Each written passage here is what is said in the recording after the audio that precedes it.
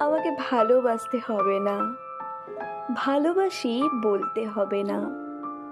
মাঝে মাঝে গভীর আবেগ নিয়ে আমার ঠোঁট দুটো ছুঁয়ে দিতে হবে না, কিংবা আমার জন্য রাত জাগা পাখিও হতে হবে না।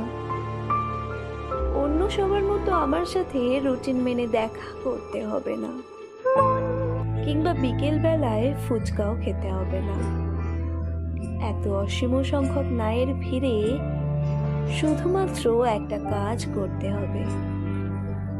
আমি যখন প্রতিদিন একবার ভালোবাসি বলবো, তুমি প্রতিবার একটা দীর্ঘশ্বাস ফেলে একটুখানি আদর মাখা গলায় বলবে, পাগলি।